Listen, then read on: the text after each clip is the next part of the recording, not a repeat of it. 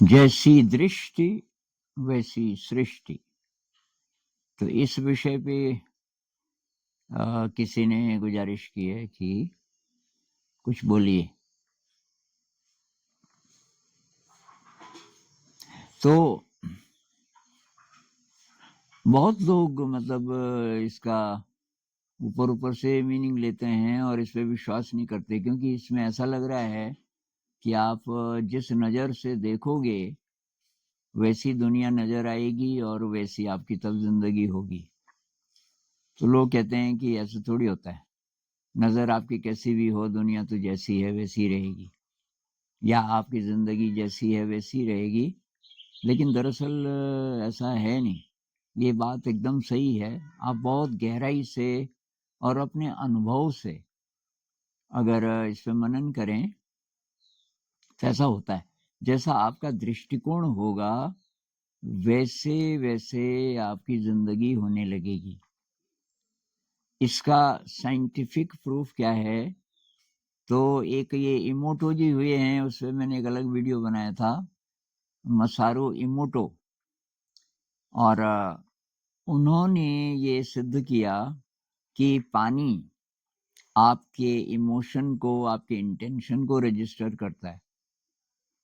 तो उन्होंने क्या किया कि पानी लिया जो कि बहुत प्योर नहीं था, मतलब बीच बीच का था कि उसको पी के थोड़ी बहुत तबीयत भी खराब हो सकती है, ऐसा वाला पानी। और उसके दो हिस्से किए, उसको -30 डिग्री पे ले जाके उसके क्रिस्टल्स बनाए और उन क्रिस्टल्स के फोटो लिए। तो शुरू में जो फोटो थे तो बिल्कुल सामान्य थे, मतलब बहुत सिमेट्रिकल, बहुत अच्छे भी नहीं थे, और एकदम ही पॉल्यूटेड पानी के जैसे क्रिस्टल बनते थे, उसके भी फोटोग्राफ उनके पास थे, वैसा भी नहीं था, बीच बीच का। अब उन्होंने उसको दो भागों में बांटा उस पानी को।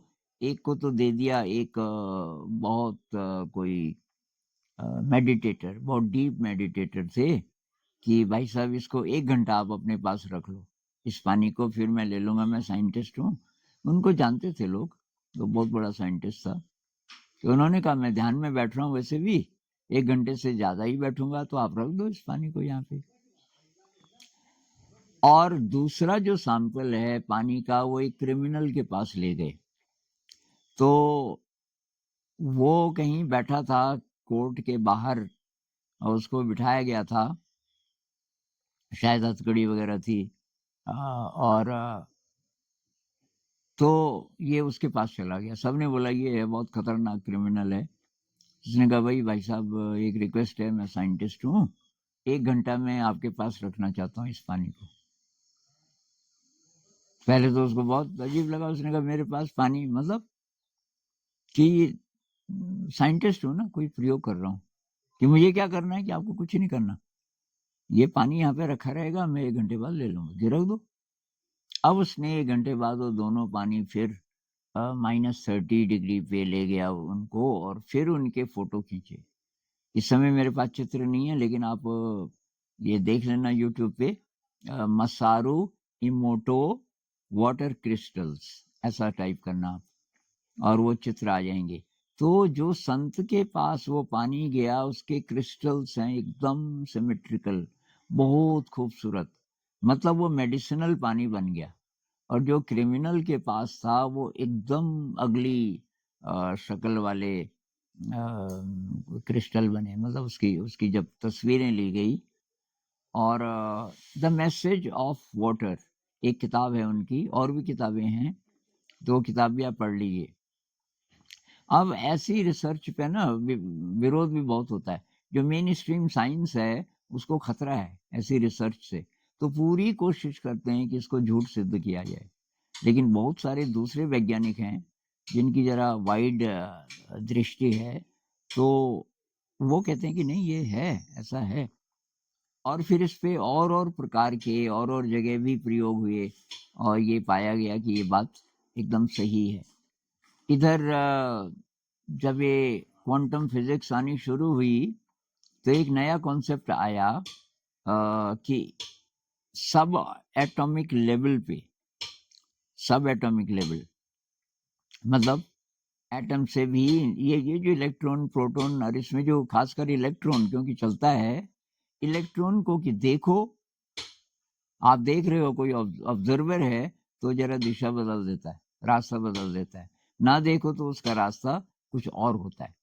तो इसका मतलब है हमारे देखने से फर्क पड़ता है। बहुत पहले जगदीश चंद्र बोस थे जिन्होंने ये साबित किया कि जो प्लांट्स हैं वो हमारे इमोशन को रजिस्टर करते हैं। थोड़ा इसको पॉज कर दो। तो अभी कोई डिस्टरबेंस हो रही थी, हमने थोड़ा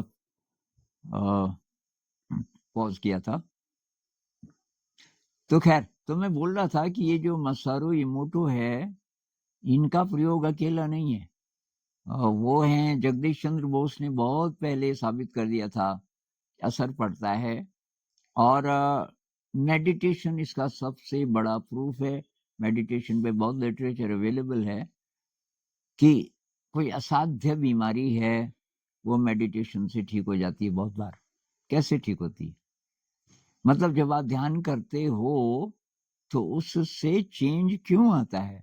ब्रेन में चेंज आता है, फिर पूरे शरीर में चेंज आता है। इंसान क्या क्या क्या हो जाता है जब मेडिटेशन, डीप मेडिटेशन होने लगे। इसका मैंने दीपक चोपड़ा जी की किसी किताब में शायद पढ़ा, या हो सकता है किसी और किताब में, कि एक कोई बिजनेसमैन था, अभी बहुत यंग था, 28-30 साल का, और उसको कैंसर हो गया, और वो भी लास्ट स्टेज वाला। तो डॉक्टरों ने बोला 5 महीने और हैं आपकी जिंदगी के, और इसका कोई इलाज है नहीं।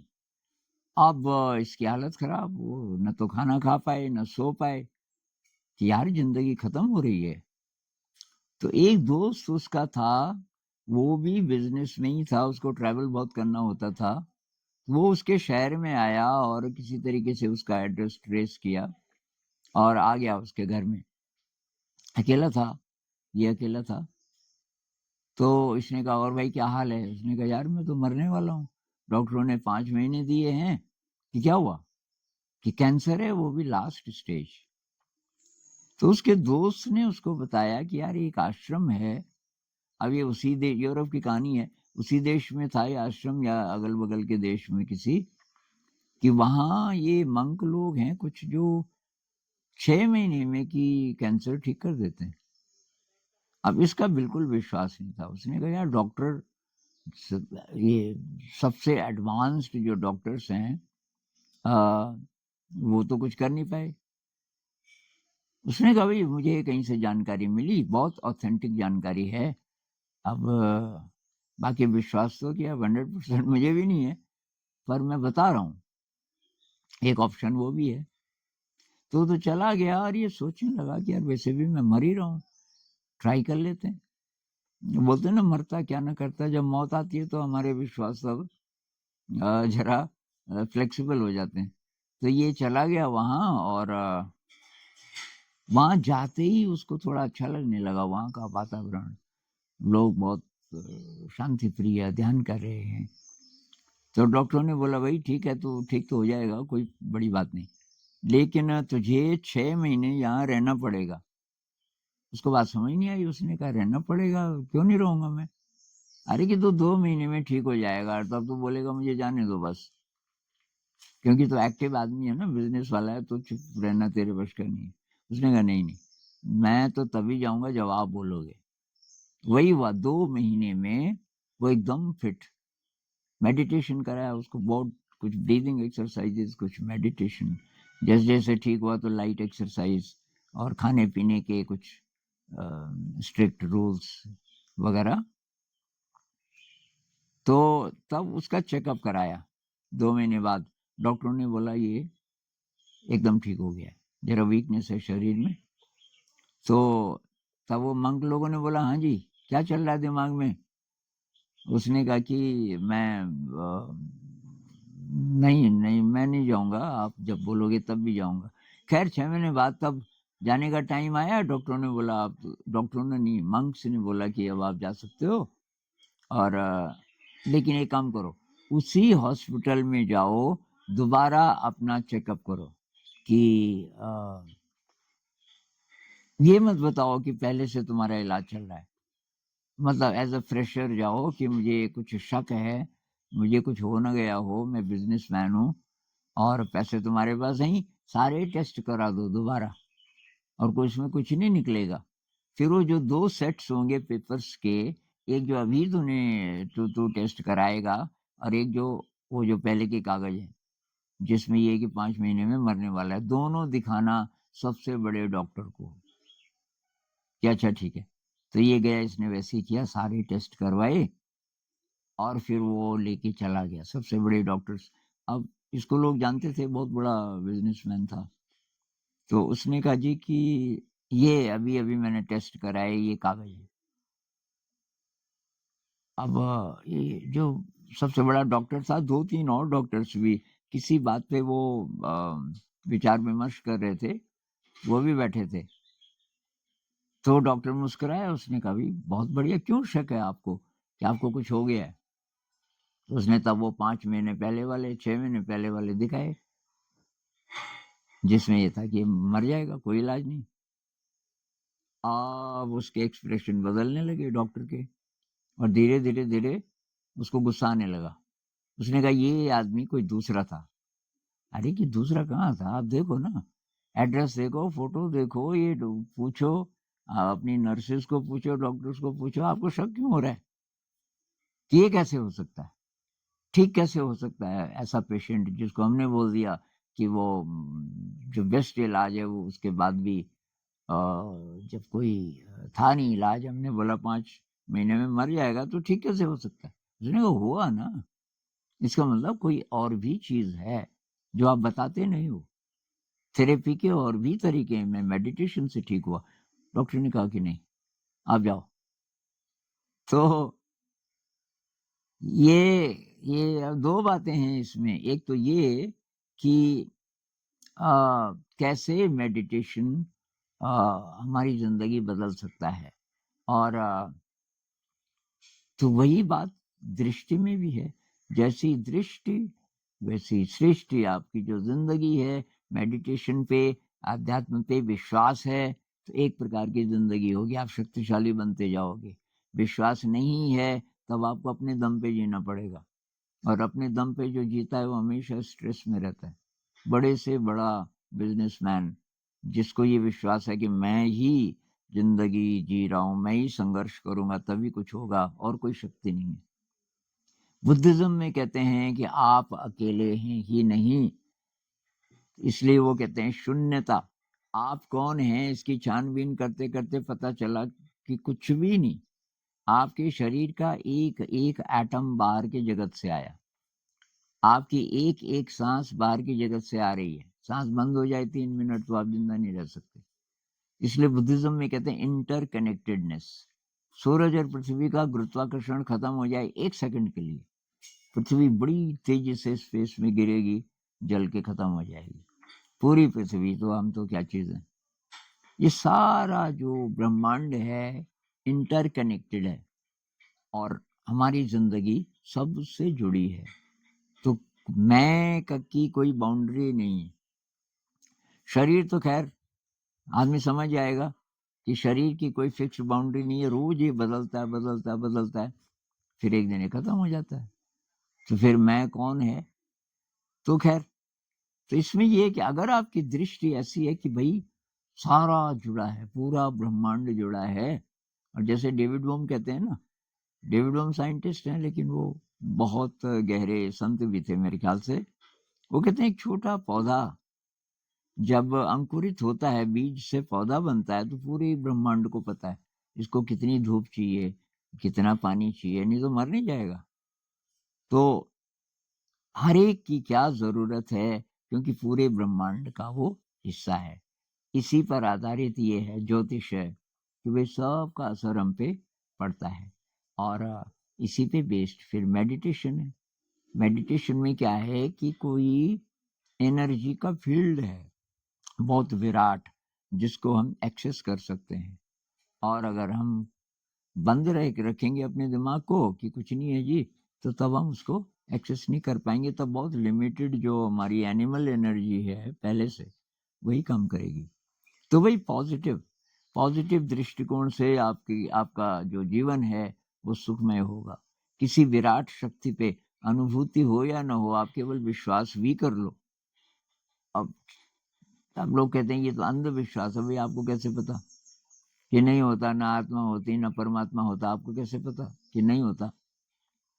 अब जिसको पता है वो ये कह सकता है पता तो मुझे नहीं है, लेकिन मैं विश्वास कर रहा हूँ।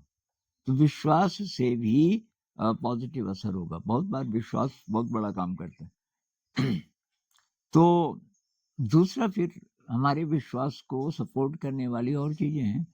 ये जो संत लोग बोलते हैं, मिस्टिक्स बोलते हैं, कबीर साहब बोलते हैं। कबीर साहब तो किसी आडंबर को नहीं मानते, किसी रिचुअल को, पूजा को, मंत्र को नहीं मानते, लेकिन वो कहते हैं कि एक विराट अंतहीन सीमाहीन जैसे समुद्र है और उसमें हम बूंद की तरह हैं। मतलब हम भी समुद्र हैं, लेकिन हम अपने को बूंद समझते हैं क्योंकि बूंद अपने से बाहर देख नहीं सकती। तो कहते हैं जब वो एक्सपीरियंस होता है तो बूंद समानी समुद्र में, बूंद जैसे समुद्र में समा गई। तो जिसका ये विश्वास है कि यार मेरी जिंदगी बहुत विराट विराट विराट शक्तियों से उनकी देख रेख में चल रही है, और मेरे अंदर वो रास्ता है उस विराट शक्ति को एक्सेस करने का, तब जगत कुछ और होगा आपके लिए। आपकी जिंदगी में कष्ट आएगा, आप उसको भी एक्सेप्ट करोगे, क्योंकि कष्ट तब उसका हिस्सा है जर्नी का। लेकिन जो कुछ नहीं मानता, तो आप कष्ट होगा तो बहुत व्याकुल होगा, बहुत डरेगा, मृत्यु आएगी तो बहुत डरेगा। तो ये विषय तो बहुत बड़ा है, आज इतनी बात करते हैं। लेकिन फिलहाल ये है कि भाई दृष्टि को पॉजिटिव रखोगे तो आपकी जो दुनिया है, आपकी जो जिंदगी है, उसमें पॉजिटिव रिजल्ट्स आते जाएंगे। नमस्कार।